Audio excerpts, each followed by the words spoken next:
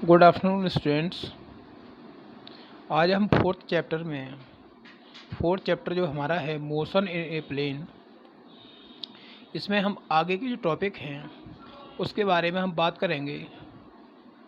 आगे का हमारा जो टॉपिक है वो है कोप्लेनर वेक्टर। तो कोप्लेनर वेक्टर क्या होता है? कह रहे the vector which act in the same plane are called coplanar vector. जो वेक्टर सेम प्लेन में लाई करते हैं उन्हें हम कोप्लेनर वेक्टर कहते हैं। इसमें आपका आता है को इनिशियल वेक्टर।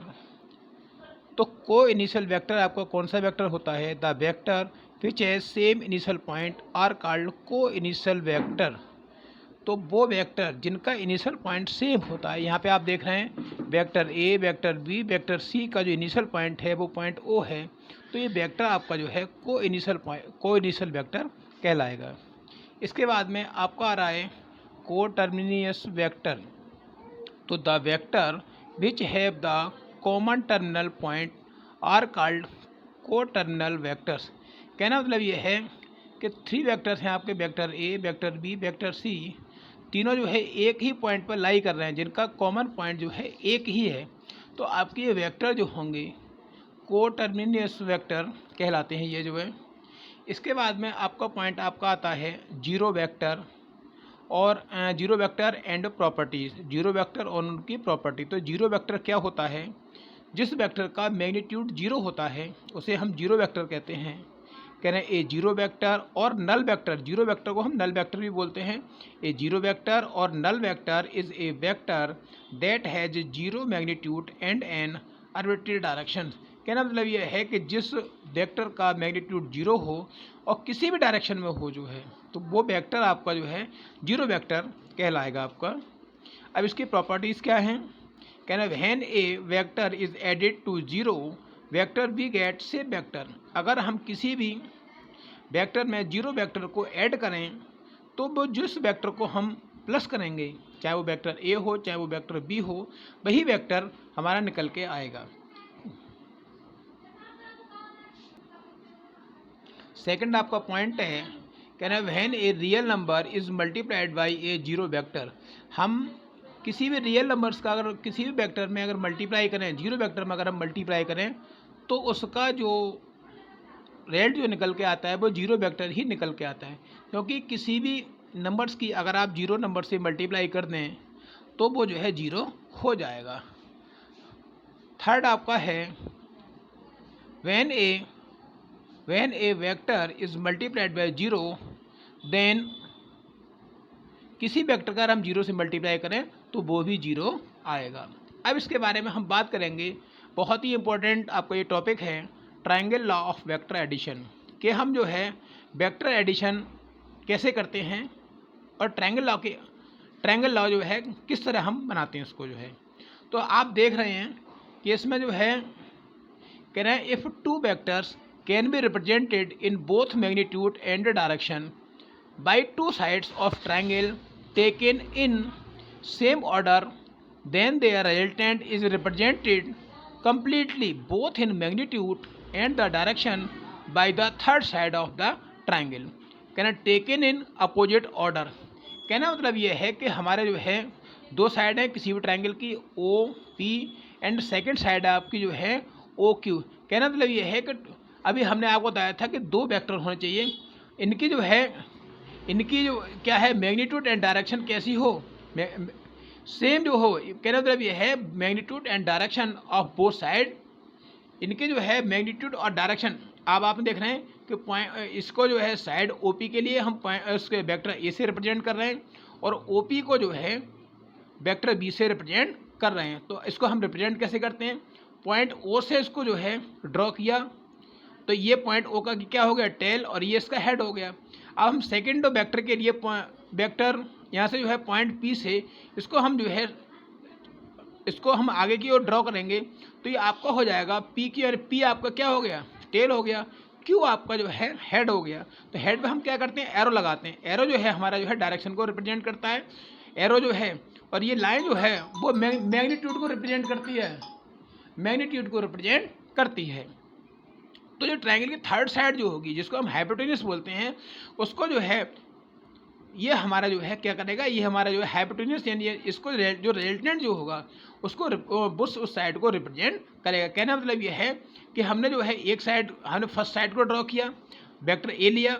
अब जो है जहाँ वेक्टर ए का आपका एरो है, उससे हमने सेकंड वेक्टर को स्टार्ट किया और जो है इसको हमने ड्रॉ किया, ये हमारा वेक्टर बी हो गया। और ट्रायंगल थर्ड साइड जो होगी वो उस दोनों जो वेक्टर ए और वेक्टर बी के रिजल्टेंट को रिप्रेजेंट करेगी। तो यहाँ पे आपका जाएगा resultant R is equal to vector R is equal to vector A plus vector we.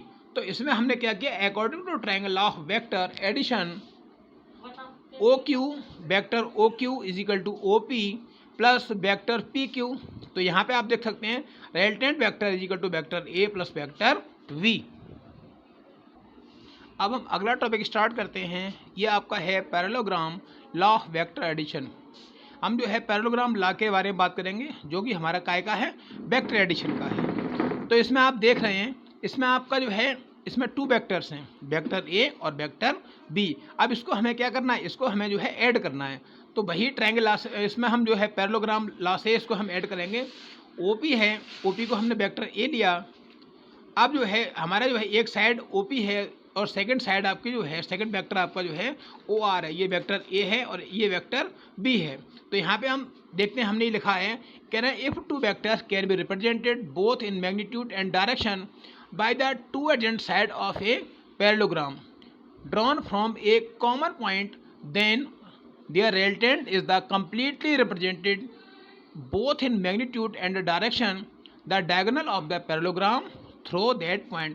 कहना मतलब ये है कि हमारी ये साइड है OP, एक साइड हमारी ये है और दूसरी इसकी साइड हमारी कौन सी है, OR है। OR है तो OP के लिए हमने वेक्टर A से रिप्रेजेंट किया है और OR के लिए हमने वेक्टर B से रिप्रेजेंट किया है। तो जो है फिर हमने जो है इसको क्या किया, इसको हमने जो है आर से क्यू, फिर हमने जो है पैरेललोग्राम को कंप्लीट किया, यानी क्यू से पी को ज्वाइन कर दिया और क्यू से आर को ज्वाइन कर दिया। तो फिर इसका जो डायगोनल जो होगा, डायगोनल है आपका ओ क्यू। तो ये दोनों तो ये जो है डायगोनल क्या करेगा, पैरेललोग्राम का डायगोनल जो होगा वो आपका जो है रिजल्टेंट को रिप्रेजेंट करेगा। तो R is equal to vector A plus vector B. ये हमारा जो है, ये हमारा क्या है, vector law of addition, vector law of addition है। तो इसके लिए हमने थोड़ा सा यहाँ थ्योरी दे दी है, कहना suppose be add vector A and vector B from a common point O, यानी वेक्टर ए और वेक्टर बी को हमने कॉमन पॉइंट ओ से क्या किया है, ड्रॉ किया है।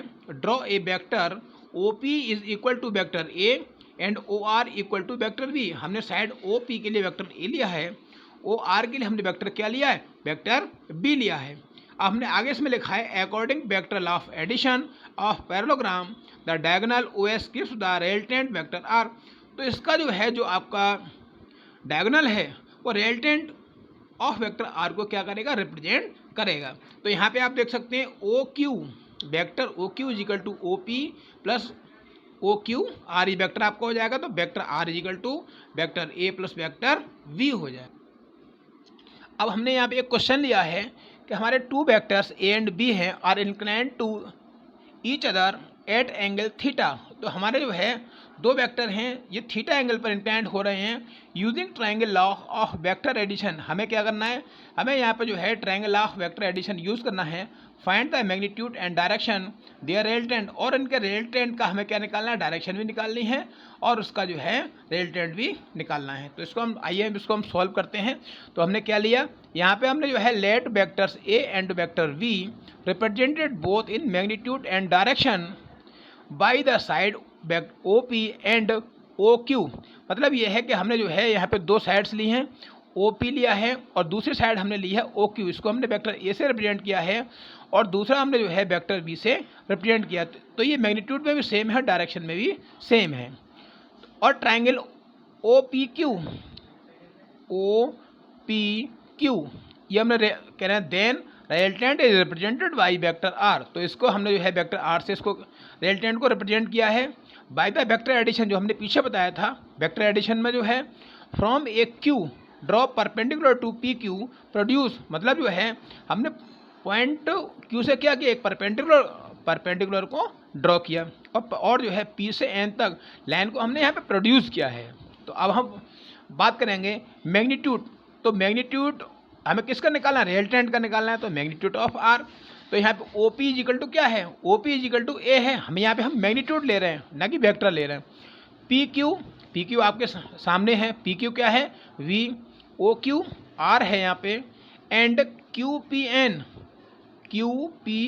क्या है यहाँ पे थीटा है।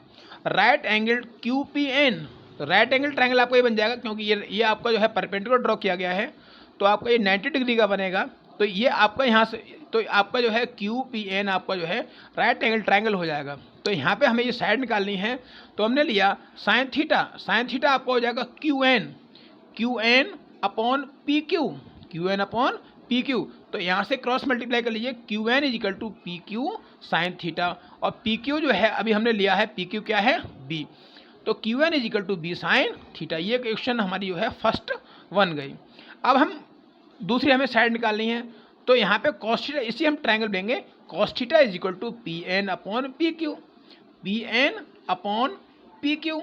तो यहाँ से पी एन की वैल्यू निकालेंगे, P N is equal P Q cos theta, और पी क्यू अभी हमने वैल्यूशन को लिया है, तो P N is equal to B cos theta. ये हमारी इक्वेशन नंबर सेकंड बन गई।